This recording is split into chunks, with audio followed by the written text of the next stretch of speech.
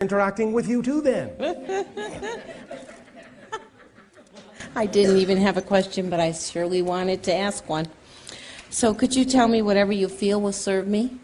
Are you following your excitement in your life to the best of your ability? Hesitation means no. Right. Thank you. Why not is the next question we would ask you. All right. Obviously, you have taken some action in the direction of your excitement, or you probably wouldn't be where you are today. Yes? Yes. All right. The idea is that if you have other things that are representative of your excitement, of your joy, why have you not taken action on them? What reasons have you created in your consciousness to not take action on them? What is stopping you? Can you name even one? Fear. Fear of what?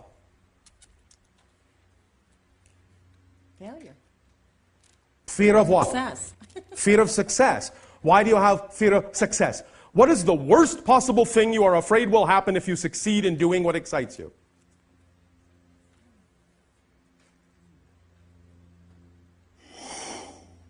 Finally be happy.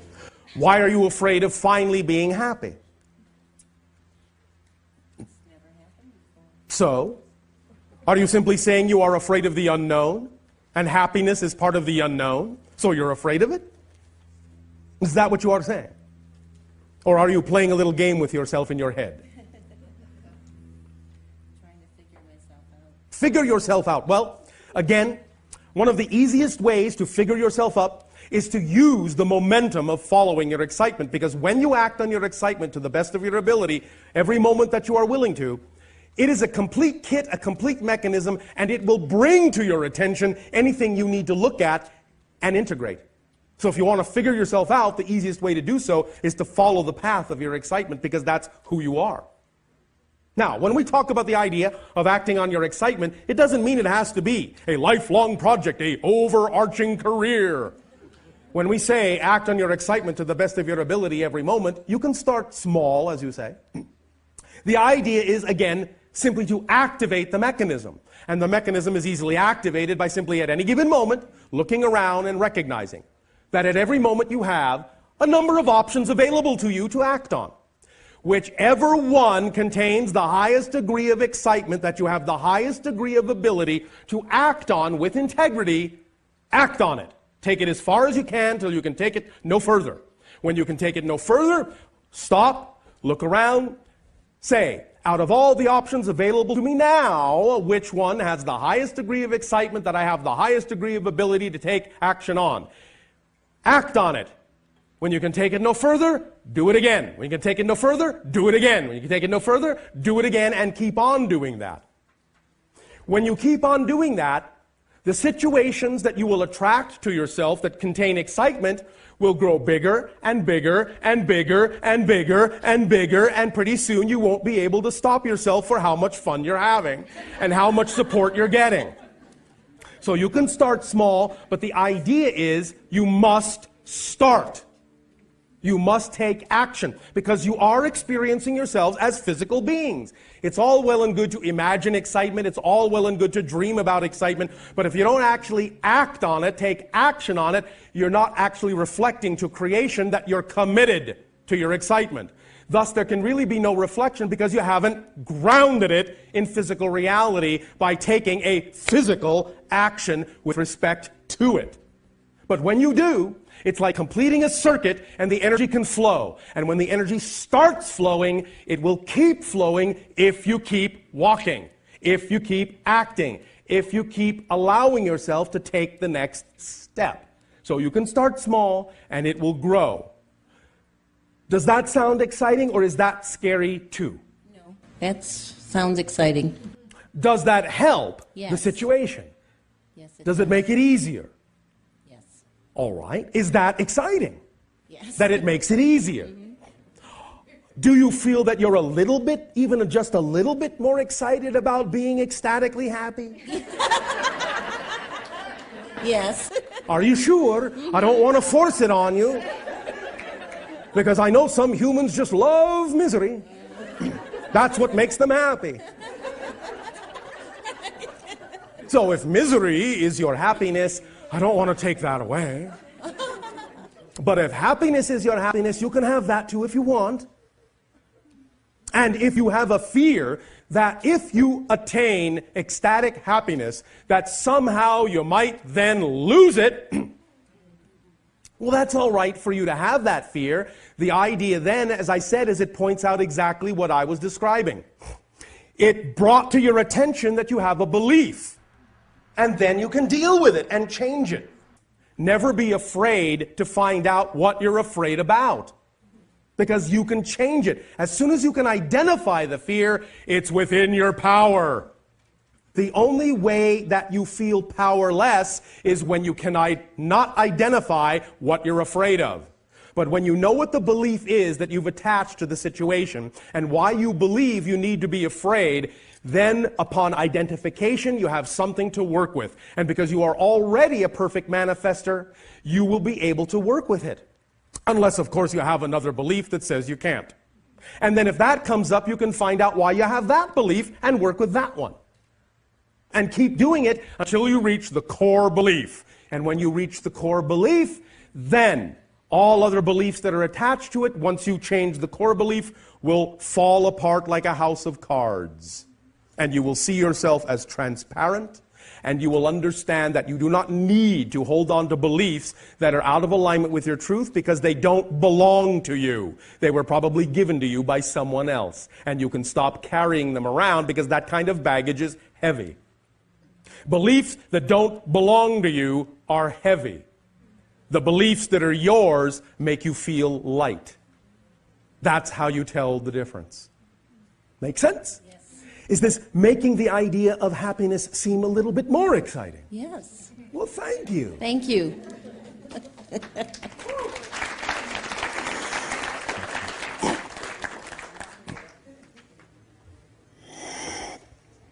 Hello, Bashar. And to you, good day. Now, Bashar, you and I have had a lot of nows together since my first meeting. Yes. And there's been a tremendous amount of change in the evolution of my life and so forth. Thank you. And my question would be, is that since you have such an insight on me, both... I do not have more insight on you than you do. Right. Remember I understand that when we talk about the insights of you, right, we are actually simply reflecting back to you the knowledge your own higher self has of you. Right. So is there anything that you could tell me at this particular time that would affect my creativity at a more positive level and accelerate some of the wonderment that I'm already experiencing? Has not your own imagination recently come up with something in that category? Constantly. Well, what more do I need to tell you if you find that your imagination is working just fine? Just to have another opportunity to sit here and talk to you. Oh, all right. Well, then I will tell you that your imagination is working just fine. Bravo.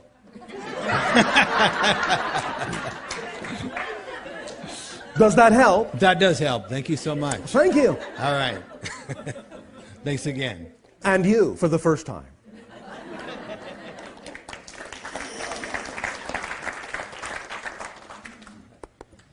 Hail to you, Bashar. And to you, good day. This is EA. Hello. Hello. I am the extraordinarily... Oh, one moment. Okay. In our ancient language, which we no longer use because we are telepathic, EA means whatever.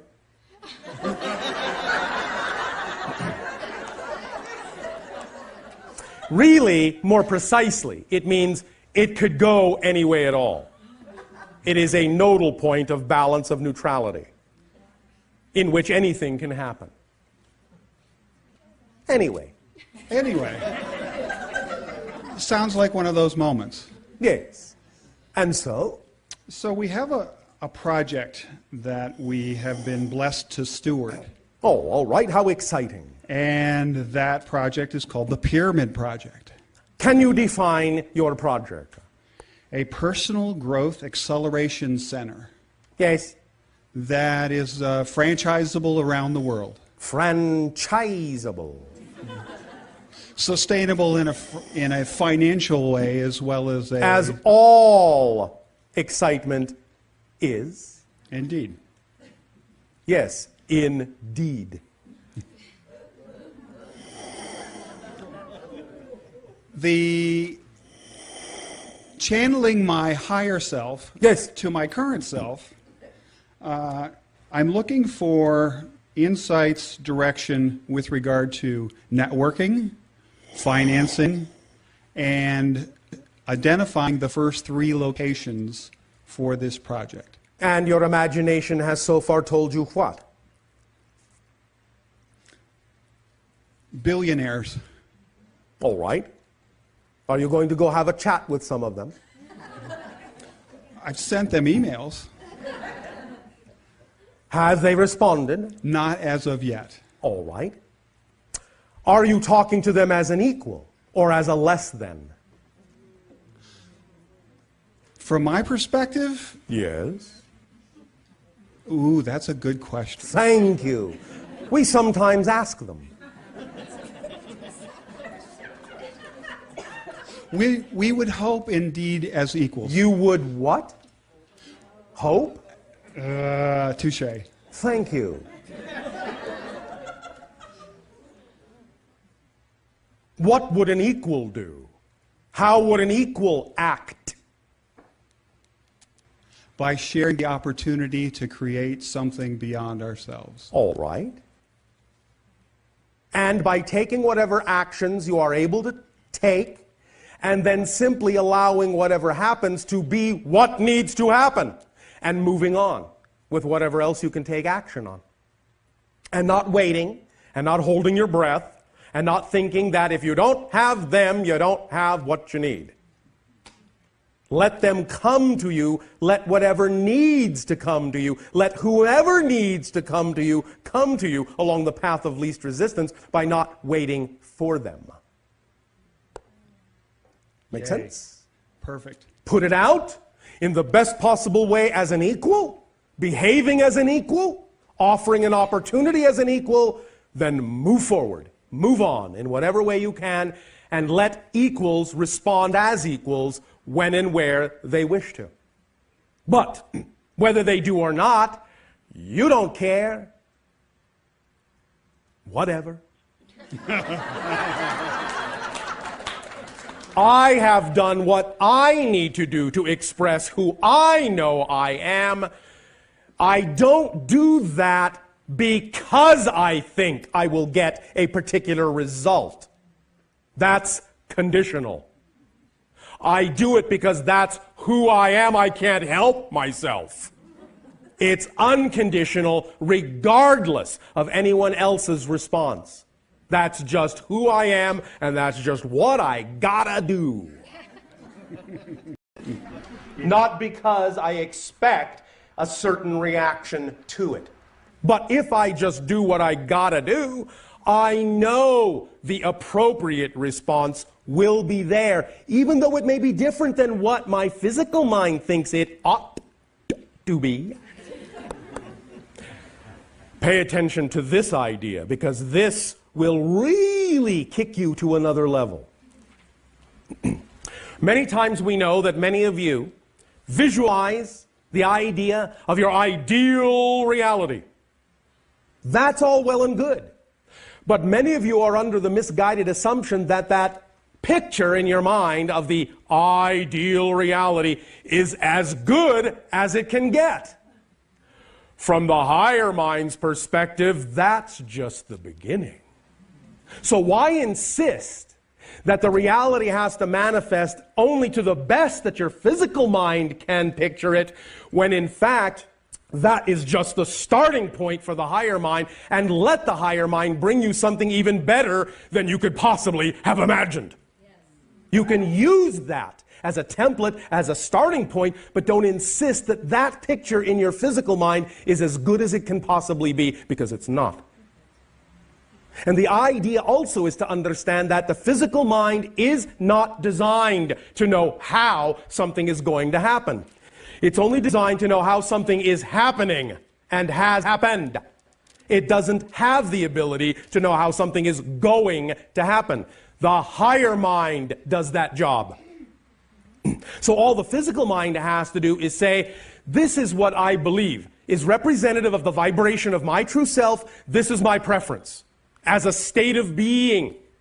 Even though you have a representational picture, that's just a template. It's just a symbol to let the higher mind know you're in the proper state of being to receive whatever the higher mind will then attract to you, however it needs to, without you thinking you have to know how and trying to make it happen.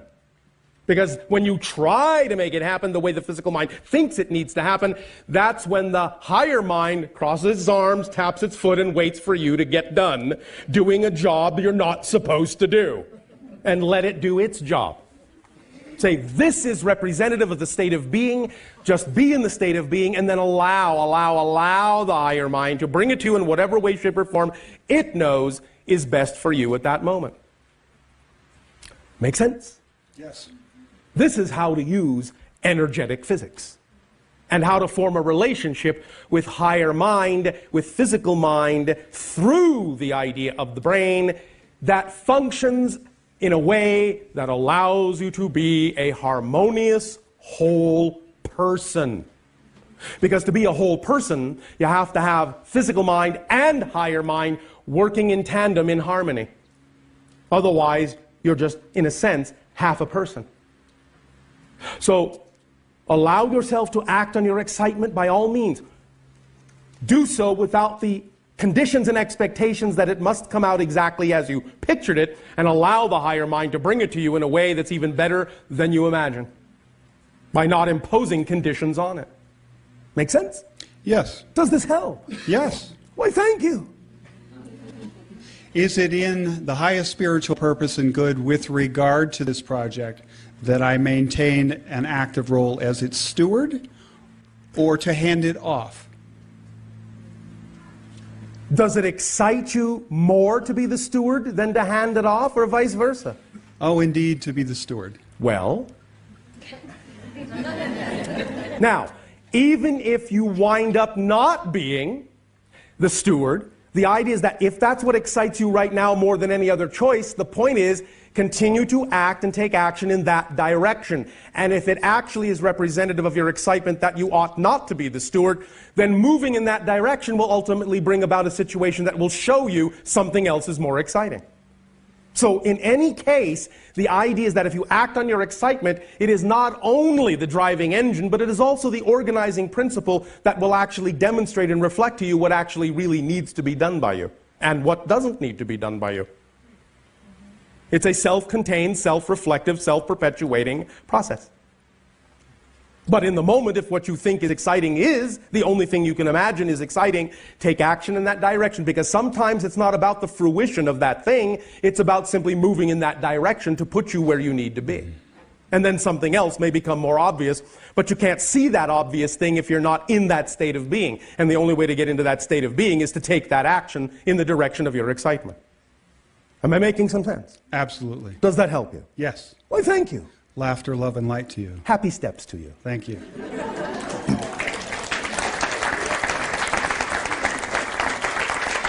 Or whatever. If you wish now, for a while, we may have sharing interaction. Hi, Bashar. And to you, good day. First of all, Raven asked me to send you her love. All right. Our And- love as well, in return. And for those who don't know, Bashar's birthday, Earth Day, is November 11th, so I'd like to wish you a happy pre-birthday. Thank you.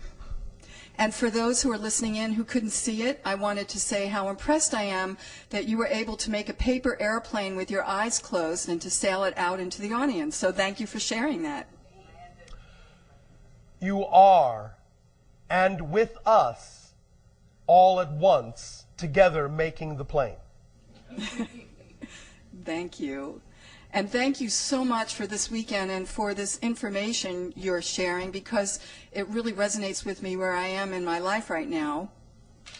And I feel I've come so far in the 23 years that I've been with you. All right.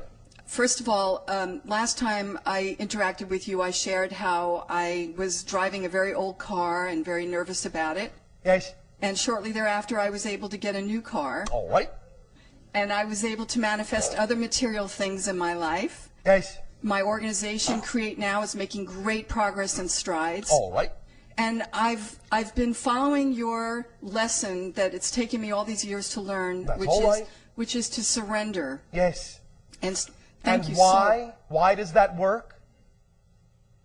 I'm trusting. Simple. Okay. Why simple? does that work? Because I know. Because those things exist within you. They're not things that exist outside of you, really. So the idea of the law of attraction is not so much literally that you're attracting things to you from outside. It's that you, yourself, recognize those things are already within you as part of your definition of being. You follow me? Yes. Attraction is really just awakening to what's already within you and allowing yourself to know that they are part of the definition of who you are. So thank you. And so when I feel those moments of anxiety or fear, Yes. then I need to just focus on the I am and the knowing and to let go and surrender for the anxiety. Why not? That's great. That's great information, and I plan to use it. Oh, all right, but you don't even have to plan it. You just do it. I'm doing it. Thank you. Thank you so much. And I was also pleased that, over the years my friends have teased me that I'm always asking a million questions. And I didn't really have any compelling questions to ask you. I've just felt I needed to share. As we have said, you do not need questions to communicate with us. You can always make statements if you wish. Thank you. Thank you. But last night we were discussing with Darryl, the channel, the idea of your relationship with him as a future self. Yes. And we had as a group a question about whether genetics are involved with that. Because you're a hybrid entity and a future self, are Darryl's genetics a part of you as well? Yes. And is there anything else you can elaborate on that? At the end of this transmission today, after your break, we have a little story surprise. Wonderful. Thank you so much. Thank you for the synchronous introduction. Hi, Bashar. And are you good day? At the beginning of the meditation, I was staring at the crystal before we closed our eyes, and I felt like I had this strong image talking about this knowing sense, and when you were mentioning about dropping the veil, and Yes. of the facets of the crystal being this representation of all of our parts and selves and thoughts and ideas. And I want to talk and take that knowing idea and talk about the idea of how you've often said that we can't really meet you, at least at this point, in person, because we would feel fractured. And I feel like those two ideas are connected. Yes. And I got that strongly, and I got the idea, and when you mentioned the film frame about the focus, Yes. I'm looking for a bridge here in terms of being able to be closer to being more cohesive and, I don't know how to say this, connected within myself, to be able to be closer to the idea of meeting you or people like you, or being my better self or my more whole self. All right. First of all, remember that what we have also already said is that many of you have actually physically already met us. You just don't remember. Physically, not Physically. Okay. Not in dreams. Do you remember when we talked about encountering the race we called the Thuk? Yes. And how their special quality was that as long as you were talking to them and facing them, everything seemed normal. But as soon as you turned away, you completely forgot you had had that conversation with them at all. Yes. Well, we have learned a thing or two from them.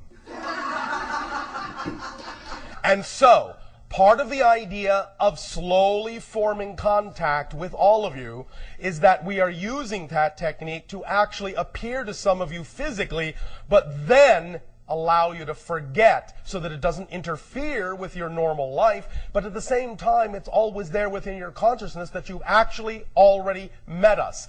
So the more you start to remember that you have already met us, the more you allow your imagination to play with the fact that you've actually already met us, the sooner you will remember you have met us, and the sooner you will create the appropriate state in which to meet us again without forgetting. Because it's already happened. Does that make sense? Yes. But? Okay, I get it. Are you sure? I'm here. Yeah, I'm here. Can you Okay. play with that? I can. All right. So play with the fact in your imagination. Let a picture unwind, if you wish to use the word imagine or pretend. An actual encounter where you really have met us face to face. Imagine it. Doesn't matter if it's absolutely, literally accurate, according to how it actually did happen. Use that as a symbol to garner the energy of the encounter. And as soon as you start playing with that, little bit at a time, in those imaginary scenarios, when you imagine them in a relaxed state, little bits of them will start to come to life. Little bits of those pictures in your mind, those encounters, as they play out in your imagination, will suddenly take on a life of their own. For example, you might suddenly see an image of us turn and look at you in a way you didn't imagine. And you will suddenly recognize that you're actually remembering part of the actual encounter.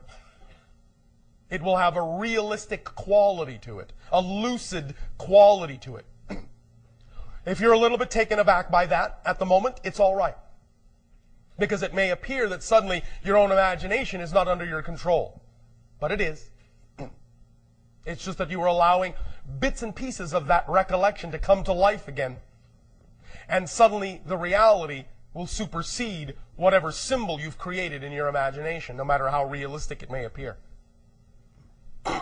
It will take on a dimensional quality of actual life. And in that snippet, in that moment, in that fraction of an instant, you will see the true life in our eyes, and you will know that the encounter was real. And the more you do that, the more real it will become, until such time as there is no difference between what is unfolding in your imagination and suddenly, out of that state, out of that imagining, one day, you will blink and think you're coming out of your imagination, but we will still be standing in front of you. And you will realize we have arrived. I see. Now, does that help? Yes. Thank you. Thank you.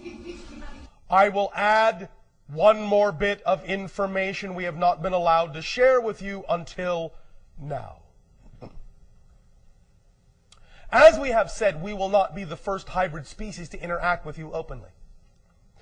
The first will be those that are more representative of the immediate time frame closer to yours that represents the creation of the hybrid children from your own genetics, your own family coming back. And we have mentioned that some of the sightings you have had, such as the one known as the Phoenix Lights, are the ships of the hybrid species that will be the ones to make first open contact with you.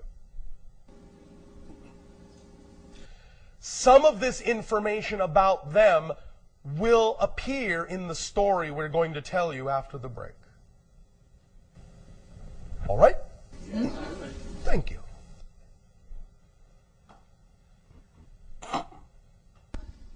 Hello, Bashar. I know you. Good day. I would like to talk a little bit about what you said before. Thank you very much for this sharing. You are welcome. Is it when I settle myself, identify myself, not as any kind of physical or psychological form, but a field of consciousness? Yes. It's doesn't matter what kind of experience. No. In fact, it doesn't even require that. When you say I am, it doesn't even require any kind of representation to go along with it at all. So you're staying just at this field, and that's it. It doesn't matter. You're not even necessarily a field. You don't even have to think of yourself as a field of consciousness. You are literally the 0 point. I am. It doesn't even have to be represented as a field. A field is a secondary manifestation. 0 point doesn't experience itself as a manifestation of anything other than its own existence. So in a sense, it's closer to non-existence, to the. It is as close as possible as you can come to the concept of non-existence, because you cannot become non-existent. But it's as close as you can get within existence. Yes. Okay. It is the very 0 moment of existence itself, the very essence of existence itself, the I am realization. Okay. Does that help? Yes, very much. Thank you. And another question: you told that in spirit you can have some kind of individual, yes, of course, conscious existence. So is it individuality in the sense of 0 point, or it's something different? No, it's something different.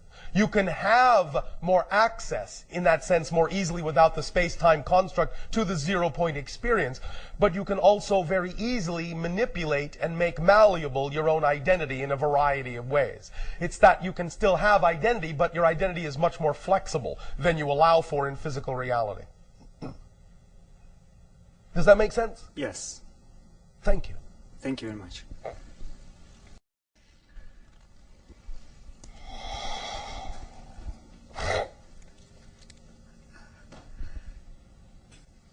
Hello, Bashar. And to you, good day. Thank you.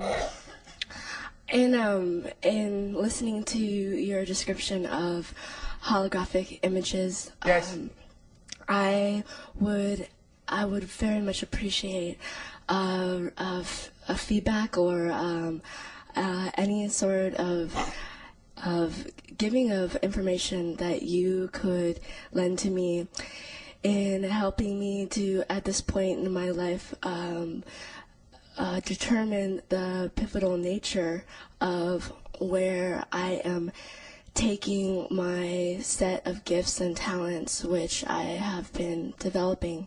Which are what? I feel very closely connected with children, yes, with music, all right, with dance. All right. These things are representative of your passions? Yes, indeed. And thus then automatically, by definition, obviously, representative of your true nature? Yes. So then where in your imagination do you wish to take them? How in your imagination do you wish to express them? How in your imagination do you see yourself expressing these things? I see myself allowing those who I contact to become more and more of themselves and to become more and more transformed. All right. So what do you see yourself doing that would allow them the opportunity to choose to allow themselves to become more and more of themselves? What do you actually describe and define as the behavior, the actual actions you see yourself doing in your imagination that would allow others to be able to do this? I see myself throwing up my hands with children, dancing freely, yes, expressing joy. All and right. Anything else? I see video documentation. All right. Are these things you have begun to actually do? In certain senses. Are there ways in which you would like to do them more passionately, more fully, more creatively? Absolutely. Will you do them? Is there anything stopping you from doing them? I don't think there is anything stopping me. I would just, I think it's a matter of development. A matter of development. Which means what? Which means that little by little, I think. How little? By how little?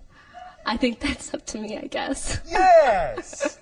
It can be this little, it can be this little, it can be this little, it can be this little, it can be this little, it can be this little. or it can be this big. It's up to you, completely up to you, based on your ability to believe what you are ready to process, what you are ready to see, what you are ready to learn, what you're ready to know about yourself. Which brings us to another aspect of knowing, because when you come from a state of knowing and you look at all the situations in your life from a state of knowing, you're going to know a lot more about yourself as well. Being willing to let it be all right to know a lot more about yourself and see the illusions you have been creating for yourself is part and parcel of your ability to use knowingness effectively. So when you go through your process, little by little, lot by lot, however you choose to develop, you can then take to heart that what your state of knowingness brings you about yourself is also equally important for you to achieve even greater states of knowing. You follow? I do. But don't hesitate. Do what you see in your imagination as best as your belief system will allow. Because that's the only way you're going to be that person, is by copying her. Copying the her you see in your imagination, doing the things you say you would like to do. As passionately as you see her doing them, do them that way. That's what she's for. To show you how to be that person. That's what your imaginations are for, to show you how to be the person you imagine you would like to be. All you have to do is behave like that person in all the circumstances of your life that you see her behaving that way in. Be like her. Be like him. Then you will be her, you will be him, and you will have her life, his life. Make sense? Yes. Does this help you? Yes. Thank you. Thank you very much. Happy dancing. Ah, thank you.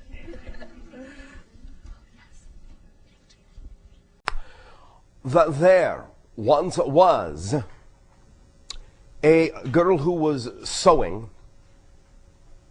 some seeds that then began growing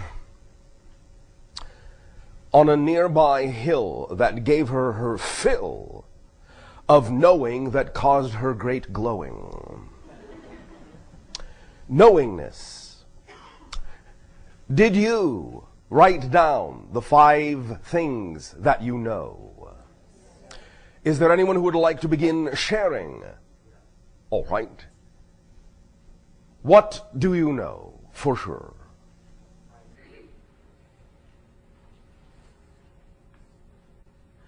Begin. What do you know for certain? I know that there is a connection to dawn, which I cannot, beyond what I can see. All right. Number 1. Number 2. Number 2, I know that telepathy and deep nonverbal communication exists within me and some of those people and birds to which I interact. All right. Number 3. I know that I am. All right. Anything else? Yes. I know that something is happening with regard to manifestations of numbers and names. All right. And I don't know. I did not ask you what you didn't know. Okay, I do know that. I do know that All right. much. What else do you know? I know that which I have doubts of become more transparent when interacting with Bashar. All right. All that said, if that is what you know, all else at this moment is supposition. The idea is to relax the supposition and stay in the state of your knowing and allow whatever needs to reveal itself to you about what you know to simply reveal itself in whatever way it chooses to do so. Because however it does so will then, as you know, be a reflection of that knowing state and will not have to be guessed at for what it is or what it represents or what it reflects to you. When you stick simply, first and foremost, with what you know and take the guesswork out of it and do not ponder what you don't know, you can then be assured, you can then also know that whatever represents itself to you, whatever manifests to you, whatever is reflected to you, will be a product of that knowing state, even if it comes in a form you did not expect or imagine would happen.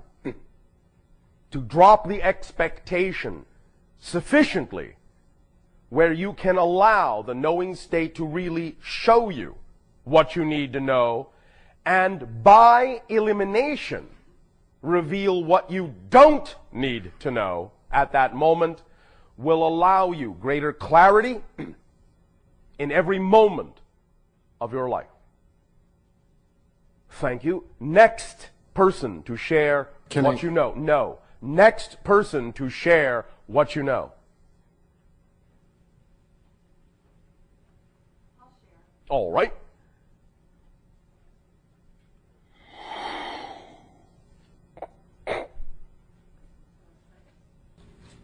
One second has passed. Okay. I know I am a talented writer. All right. I know I have created a wonderful organization. All right. I know I have people who love me in my life. All right. I know I am a loving person. All right. And I know that I impact many people. No. Remember what we said about impact. Can you remind me, please? Yes. You do impact everyone. This is true. But remember that the idea of what you do doesn't cause the impact. It only reveals it.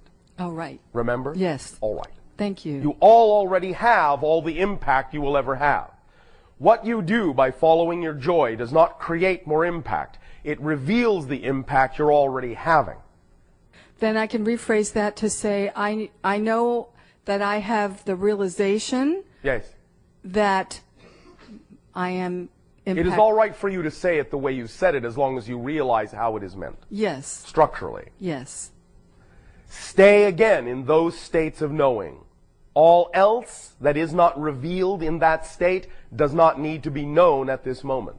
Even if I'm getting the reflection back from people that I have impacted them, isn't that true? That's a revelation of your impact. Okay. It is not that the thing you did caused it. The thing you did revealed it. And they are simply reflecting the revelation. We are discussing the difference, which may at times seem to be a fine line, but isn't.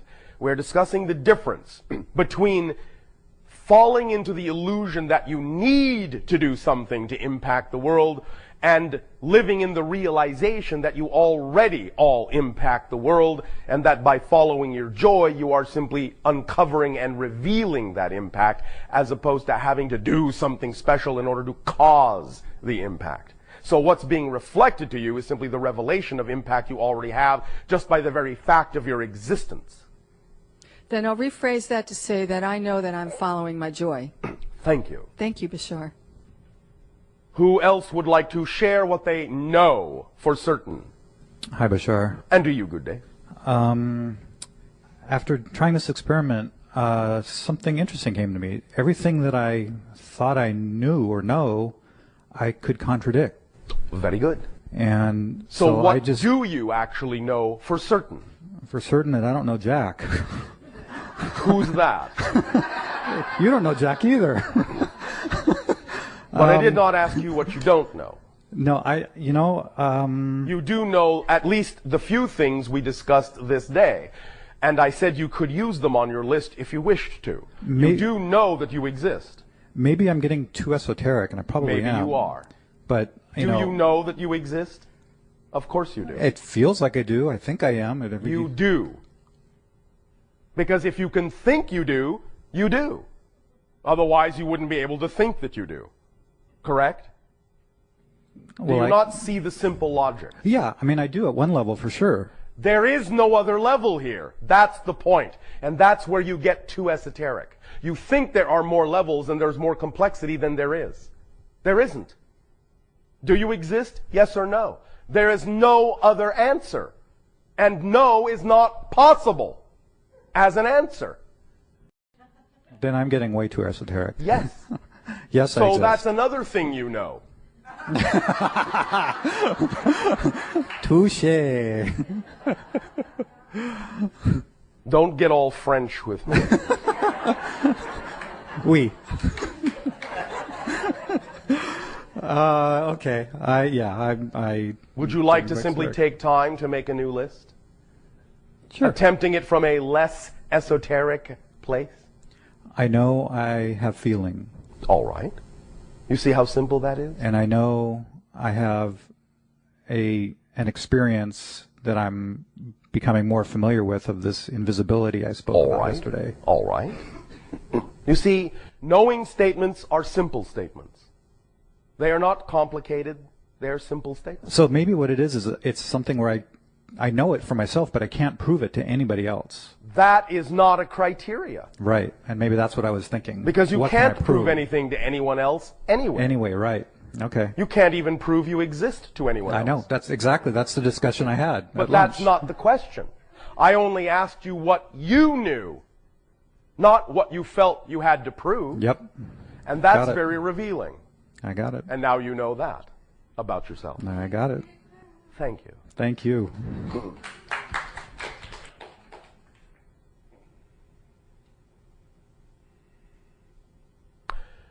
Let us for a moment shift to the idea of what you may call the regular questions. We will come back to what you know.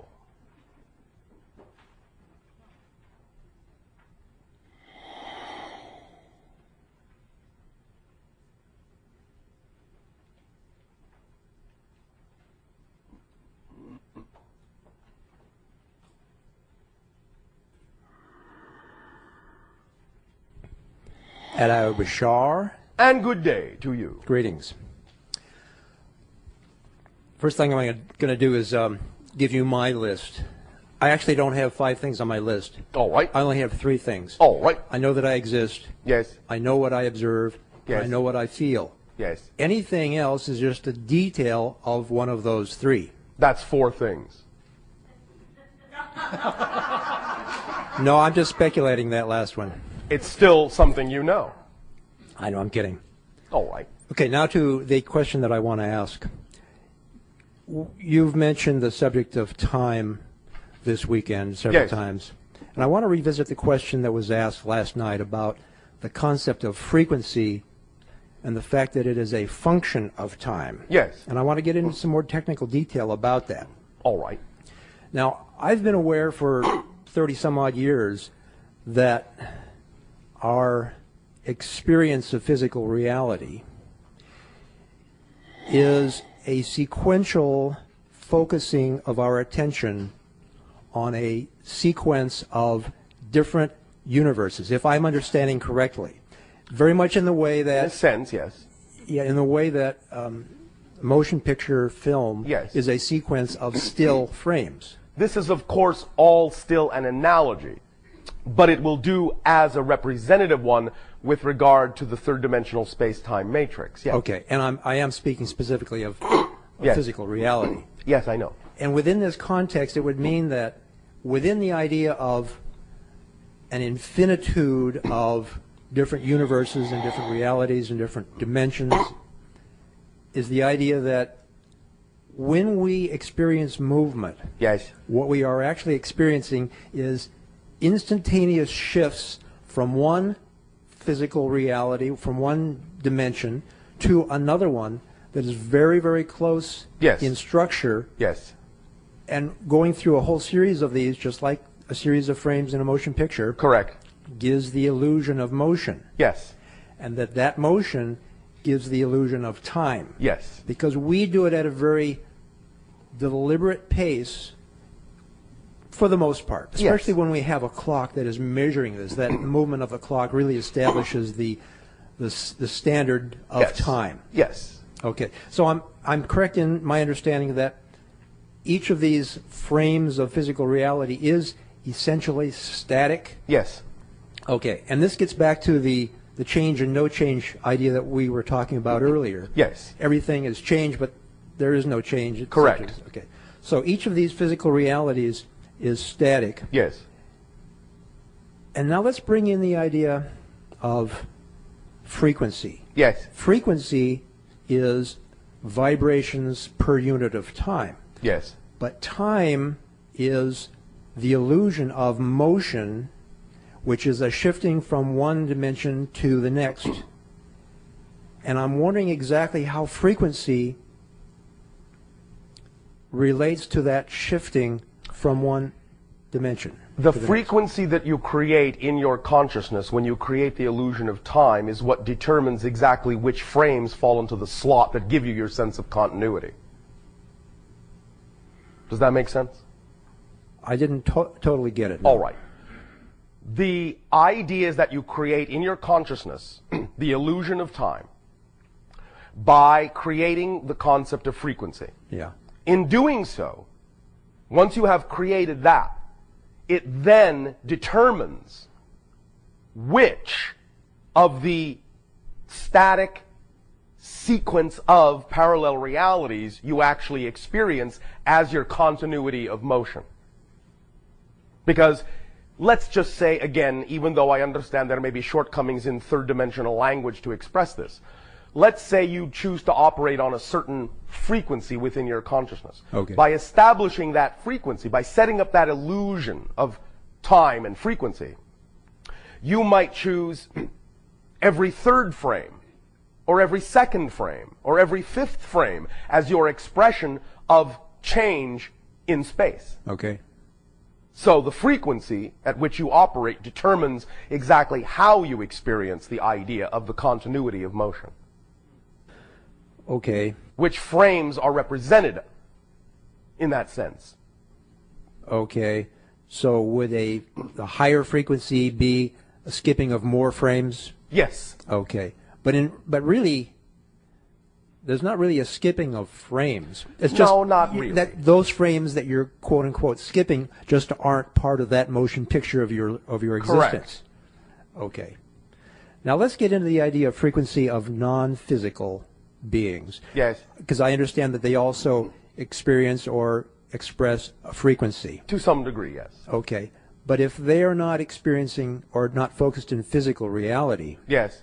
and we've been talking about frequency of progression of attention on frames in physical reality, Yes. there are frames of non-physical reality too. Okay. So they are just of a different quality. Different quality. What would distinguish the quality that they experience from the quality we experience? It would be similar to the analogy, perhaps, of having double exposures in each frame.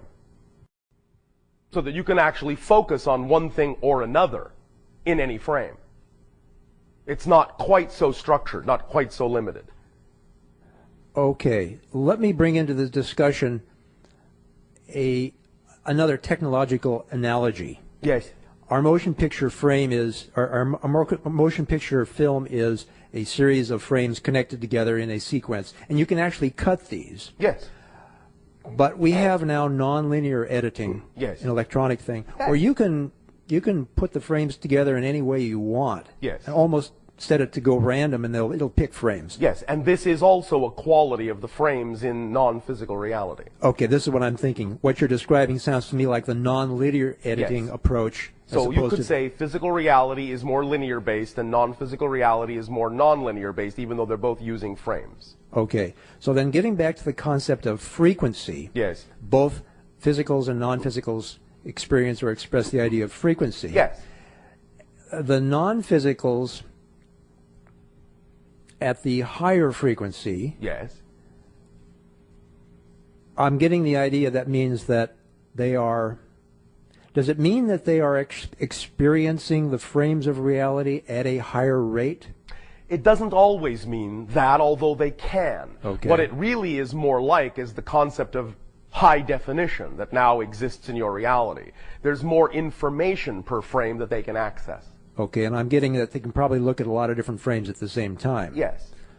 Okay. Which constitutes the idea of double exposed frames or multiply exposed frames. Yeah. From their point of view. Okay. I was thinking more like a bank of television sets, but I see how any analogy will work. Okay, yes. I gotcha. Even then, it still implies that there's some kind of the fact that there's a sequentialness to it. Yes. Implies that there's kind of a fundamental idea of time that doesn't necessarily, or rather, Yes, is I know not, where you're going. is not rigid for the non-physicals, but Yes. more rigid for the physicals. Yes. Remember that. anything aside from the one must experience some degree of what you're talking about, or it wouldn't be represented as different from the one. Thank you. That totally clarifies that whole thing. It's just a matter of degree. Yeah, okay. And in physical reality, at least in our physical reality at this point in time, Yes. our time is highly structured Yes. and very standardized, except for people who are wafting out of it Yes. and back into it and that kind of That's what the idea of the increase of your frequency is all about, is you're starting to exist in that quasi-planar reality that is shifting dimensionalities and gives you more access to more information per frame. thing. Okay. Now, relating this to your experience in your reality, Yes. I understand that you move around. You may walk from your control chair to the doorway of your spacecraft. So you are experiencing time also. To some degree, yes. Although we have more facility with allowing it to be more flexible. Yes. I understand, but if you are actually walking from your chair to the door, Yes. that is an experience of time. Yes. And although in the next instant you may be down on the surface of your planet, Yes. and then back up Yes. 2 instants later, Yes. there is the sense of time in that there's actual movement and you can observe movement. Yes. People walking around on your planet. We understand it enough to be able to relate to your sense of time, yes. Okay. And it is a realm that we ourselves have, at least to some degree, also come up through. We were, in that sense, more structured in the beginning of our evolution than we are now. Mm-hmm. Were you ever as structured or at least standardized in your experience of time as we are? No. Okay. We were created to be less standardized to begin with. Gotcha. Okay. I believe that answers my question in its entirety. Thank you. Thank you.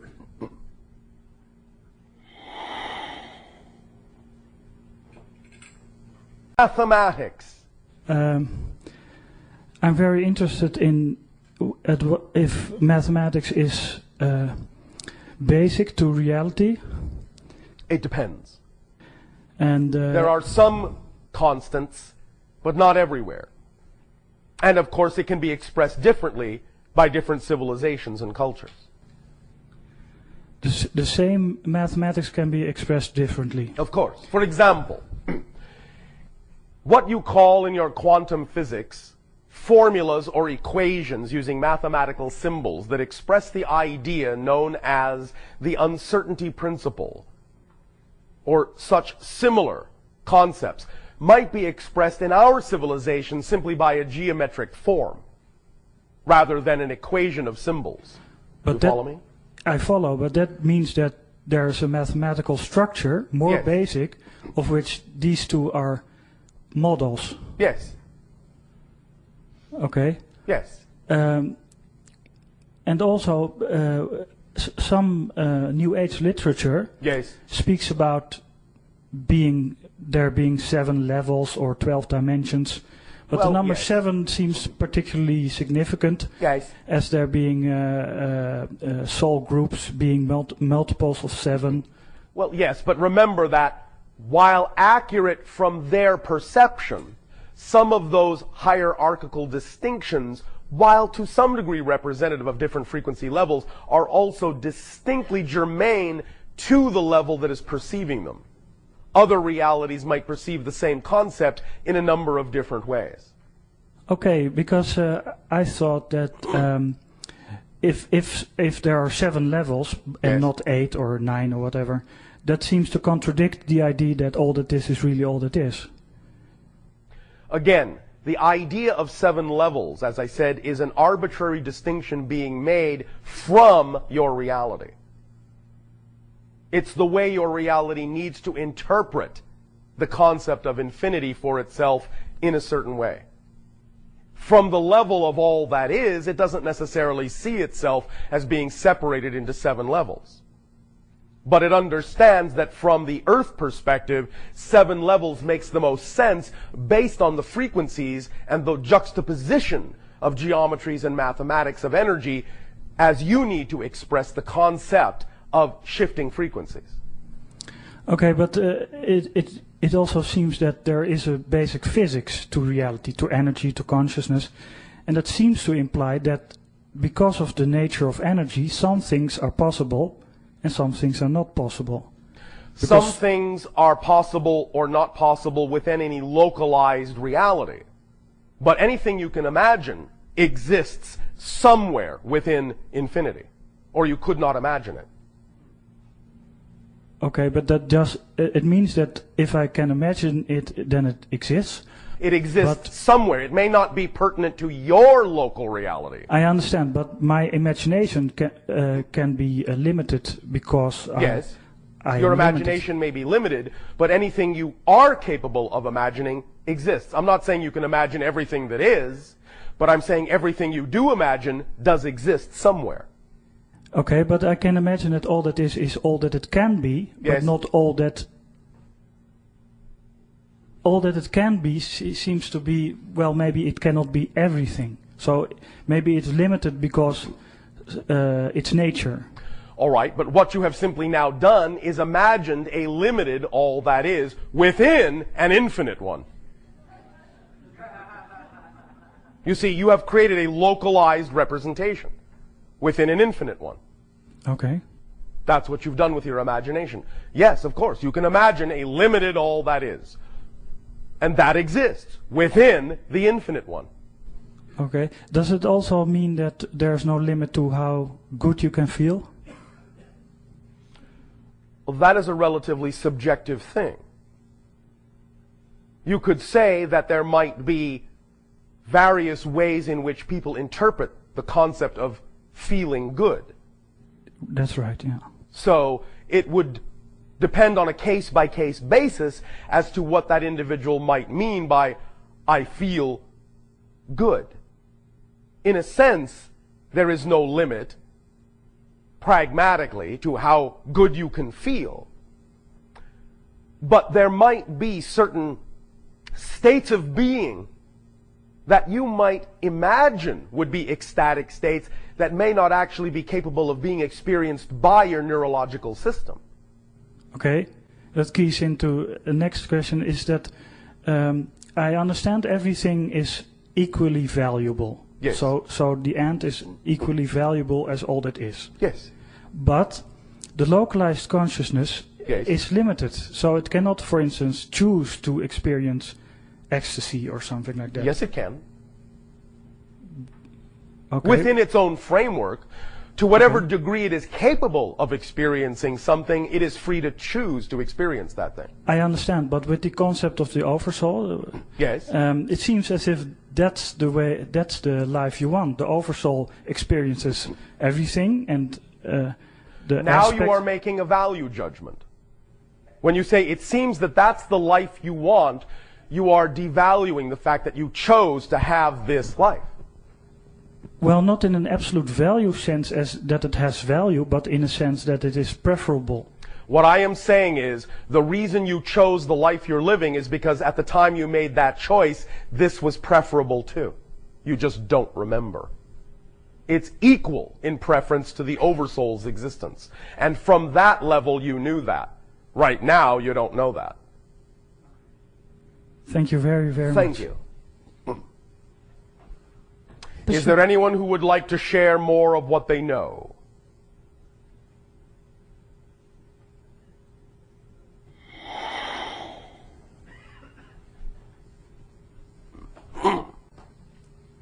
Hi, Bashar. And to you, good day.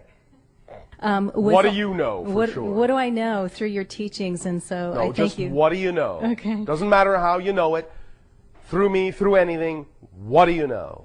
I know that I'm multidimensional. All right. I know. How do you know that? I just know. All right. There's no doubt, there's no question There's for no you doubt. at this point in your life. Right. It is an absolute certainty for you. Yes. Thank you. What else do you know? Reality is an illusion. I know Yet the experience of it is real. All right. What else do you know? I know that I'm consciousness in the form, this human form, and with this particular personality. Yes. and that my reality is shaped by my beliefs. All right. And I'm working hard to change this. And that. And you know you're what? You know you're working hard? Well, right, I know that. All right. With a lot of certainty.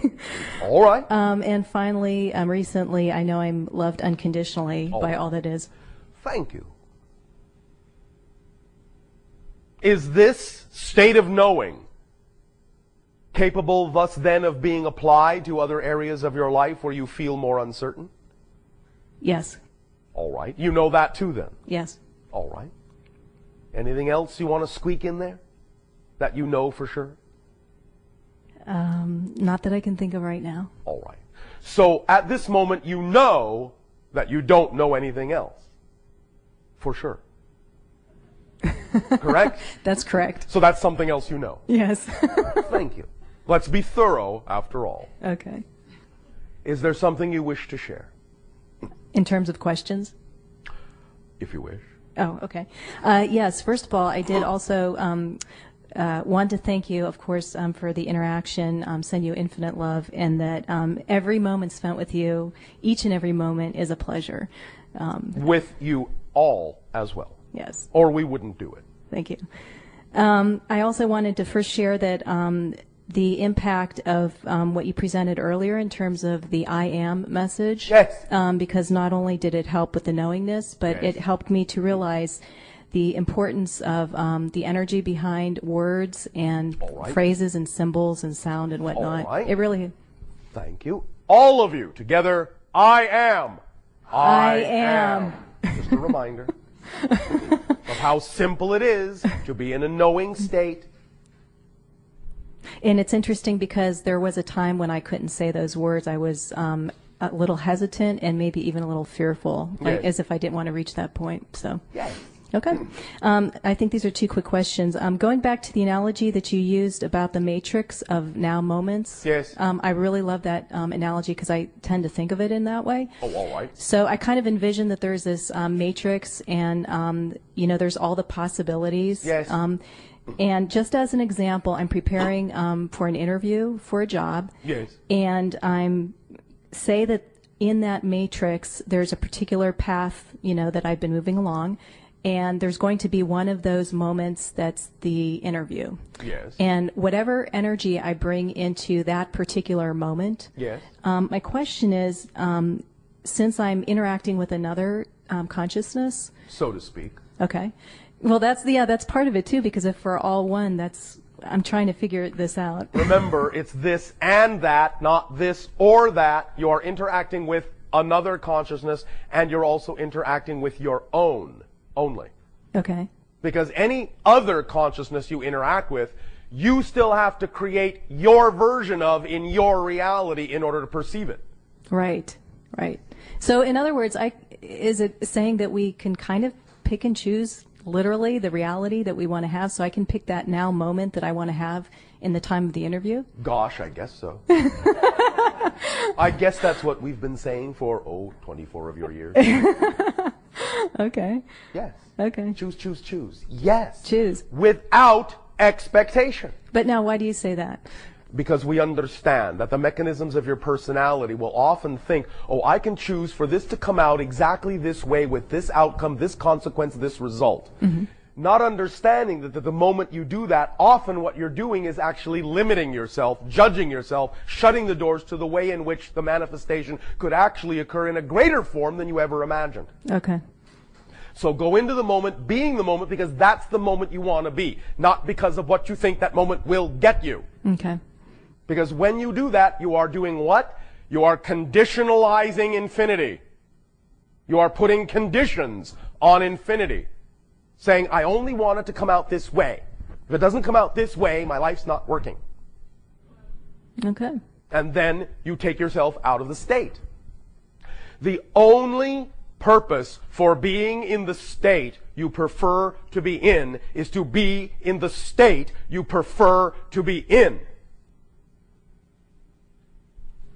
Okay. Circumstances don't matter. Only your state of being matters. Very good. Does that help? It certainly does. Thank you. Thank you. And one last question. Yes. This refers to what I'm going to call for the moment the back end part of the mechanism for physical healing. The back end part of the mechanism. The front end is, recently you described permission slips, and so I understand what you were saying there, and say that a person wants to do some physical healing, and they could either choose perhaps an allopathic form or a holistic form, say detoxification, or even energy healing, and this is the reason why I lead to this question. So the person's frequency, their belief system, will determine which option they choose. And then you were also describing that it's really, all those methods are valid, but it's the power that we put behind, our belief and the method that we choose that actually generates the healing. Did I understand that correctly? The idea is that you give off a frequency. Others that are attracted to you pick up on that frequency. They can then decide that if that frequency matches the idea of their perfect ideal state of health, if they then choose to match that frequency, that's what they will experience. Okay. But you are putting out a frequency to allow them to use it however they wish. If for some reason it serves everyone that you would attract a person who adamantly believes they cannot be healed by anyone, and they expose themselves to your frequency and are not healed, they do not heal themselves, then they get to say, see, I proved it. My belief stands. And you have helped them reinforce a belief that they have chosen to hold on to by them not allowing themselves to be healed. So you have still served them. Does that make sense?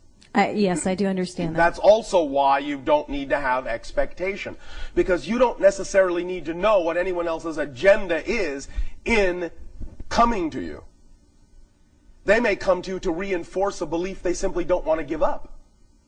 But you've still helped them by helping them do what they want to do. Now, that may not happen in the majority of cases, but you have to allow for it because that's valid for them. Make sense? Yes. Now, what I was referring to is kind of like the back end of the mechanism. Yes. Like with energy healing, if a person believes that will heal them, and it truly does. What my question is, from that belief to our physical body, which has its own consciousness, I was wondering what that mechanism is. In other words, is it that the power of the belief and the intention actually, more or less, I'm using these words loosely, sends instructions to the consciousness of the physical body that, does it is a form of communication, yes. Okay. It's a pattern of energy that then, if harmonized with, will create certain results, yes. And since the physical body, or as the way we understand it, breaks down to, I'll just say, subatomic particles and whatnot. So each one has its own consciousness and intelligence. Absolutely. And because the physical body is integrated, then it all heals together. It works together. Yeah, okay. Or not, if that serves a purpose. Okay. Now, with regard to, again, the belief system in healing, do you understand that even in what you call your allopathic medicinal methodologies, the most powerful form of healing known is the placebo? Yes. In fact, actual drug tests are always measured against the placebo, because if the drug is even 5% more effective than the placebo, it's considered extremely effective because the placebo is so effective. Do you understand? Yes. The belief system of the person is the most effective thing, and your medical doctors know that. And that's why in doing their drug testing, because the placebo effect is actually responsible for such a high percentage of healing, even if the drug is a little bit better, that's the only criteria they need to say the drug is effective, because if it's no better than the placebo, it's not effective. Because the placebo is so effective. The belief system is so much more effective. Make sense? Oh, yeah. All right. Thank you so much. Thank you. Much love to you. And you as well. All of you take a deep breath. Relax, relax. Take another deep breath. Relax, relax. And one more time. Deep breath in. Hold it, hold it, hold it. Don't let it out. Hold it until you know that if you don't let it out, you're going to pass out. Hold it, hold it. Oh, all right, let it out. Doesn't that feel good? Why does that feel so good? Not just the oxygen. You're centering yourselves, but also you're letting go of a state you know will not serve you. So the idea of entering the state of knowingness will feel like a great sigh of release, because you know that any other state other than that is not the ideal state that serves you. It is not your natural state. It is not the state of your true self. It has been said in your literature, know thyself. This is why. What it simply means is take yourself to a place of knowingness. For in that state, not only will you know yourself, not only will you see more clearly all the things, not only will you discern more clearly all the things that are you, but more clearly all the things that are not you. You will know what you are, you will know what you're not, and when you know what you are, you will see, feel, experience more of the connection with the knowing of all that is, that knows you are expressions of the infinite, that knows you are unconditionally loved, that knows your true nature. You know it too. Don't deny it to yourself.